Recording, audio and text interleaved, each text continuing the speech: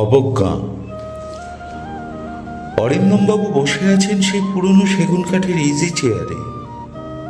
চেয়ারটা যেন তার নিঃশ্বাসের ভার, তার অদৃশ্য দীর্ঘশ্বাসগুলো শুষে নিচ্ছে। সামনে টুলের ওপর ধুলো জমা অ্যালবাম, পাতাগুলো হলদে, ছবিগুলো ঝাপসা, কিন্তু প্রতিটি ছবির ভেতর থেকে যেন ভেসে আসছে হাসির শব্দ, ছুটে বেড়ানো ছোট্ট পায়ের আওয়াজ। আজকের নিস্তব্ধ ঘরে সেই শব্দগুলো নেই, আছে শুধু এক অদৃশ্য শূন্যতা।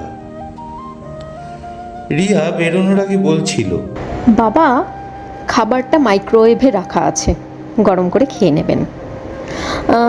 আর লাইটটা অফ করে নিজের ঘরে চলে যাবেন। শুধু শুধু এসি চালিয়ে বিল বাড়িয়ে লাভ কি? আচমকা কথাগুলো শুনে অরিন্দমবাবু যেন বাকরুদ্ধ হয়ে গেলেন। এক লহমায় বজ্রপাতের অশনি সংকেতের দামামা যেন বেজে উঠল। নিজের টাকায় কেনা ফ্ল্যাটে আজ তিনি অপাঙ্গতেও অনাহত এক পথিক অতিথি। কখনো তিনি ছিলেন সংসারের কেন্দ্রবিন্দু, তার সিদ্ধান্তে চলত সংসার। কিন্তু অবসর নেওয়ার মাসখানেক পরেই ছেলের কথায় সবকিছু তার হাত থেকে চলে গেল। অনিমেষ একদিন এসে বলল, বাবা, শরীরটা তো ভালো যাচ্ছে না, সব দায়িত্ব আমায় দিয়ে দিন। অরিন্দমবাবু ভেবেছিলেন ছেলের হাতে দায়িত্ব মানে নিশ্চিন্তি। আজ সেই বিশ্বাসই তার অদৃশ্য শেকল। নিজের টাকায় ওষুধ কিনতেও তাকে ভিখারির মতো হাত পাততে হয়। প্রতিদিন তার আত্মসম্মান একটু একটু করে ভেঙে যাচ্ছে। নিজেকেই সংসারের আস্তাকুড়ের মতো মনে হয়। সেদিন ডাল খাওয়ার সময় সামান্য শব্দ হয়েছিল, অনিমেষের চোখ কুঁচকে গেল। রিয়া ফিসফিস করে বলল, উফ, ম্যানার্স বলে কিচ্ছু নেই। অরিন্দমবাবু তখন নিজের যৌবনের গল্প বলতে চেয়েছিলেন, কিন্তু রিয়া মোবাইল থেকে চোখ না সরিয়েই বলল, বাবা, ওই গল্প তো 10 বার শুনেছি, শান্তিতে খেতে দিন। সেই মুহূর্তে তার গলা শুকিয়ে গেল। অপমান বোধে পায়ের নিচে জমি পাচ্ছিলেন না। মনে মনে ভাবলেন, আমি তো শুধু একটা গল্প বলতে চেয়েছিলাম। আমার যৌবনের দিনগুলোর গল্পগুলো যেন বুকের ভেতরেই আটকে রইল। তারপর থেকে তিনি আর খাওয়ার সময় কথা বলেন না, অদরকারি আসবাবের মতোই নীরব হয়ে থাকেন।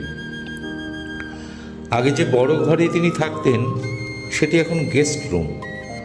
তাকে পাঠানো হয়েছে রান্নাঘরের পাশের ছোট্ট অন্ধকার ঘরে। সেখানে সূর্যের আলো ঢোকে না। রাতে যখন কাশি ওঠে তিনি মুখ চেপে বালিশে মাথা গোঁজেন, যেন নিজের অস্তিত্বই লুকিয়ে ফেলতে চান। কারণ জোরে কাশলে যদি ছেলের বা নাতির ঘুম ভেঙে যায় তবে সকালে শুনতে হবে, বাবা, আপনি তো রাত জাগেন, আমাদের কেন ভোগাচ্ছেন? ফেসবুকে দেখলেন ছেলে তার সঙ্গে সেলফি দিয়েছে।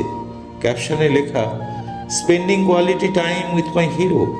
নিচে শয়ে শয়ে কমেন্ট, অনিমেষ, তুই বাবা মাকে কত শ্রদ্ধা করিস। অরিন্দমবাবু হাসলেন, কিন্তু সেই হাসি ছিল করুণ। অরিন্দমবাবু আয়নার দিকে তাকিয়ে বিবর্ণ করুণ হাসি হাসতে হাসতে ভাবলেন, হিরোরা কি এমন একা থাকে? বৃদ্ধাশ্রমে মানুষ অন্তত একে অপরের হাত ধরে কাঁদতে পারে। এখানে আমার কান্না দেখানোর মতো কেউ নেই।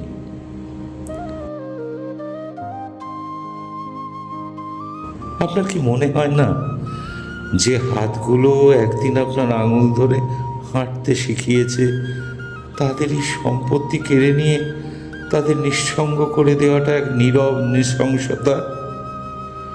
সময় বড় অদ্ভুত আয়না।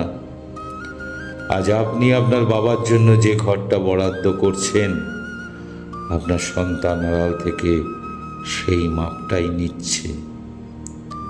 আপনি নিশ্চিত তো যে আপনি নিজের জন্য কোনো অন্ধকার গোডাউন তৈরি করছেন না।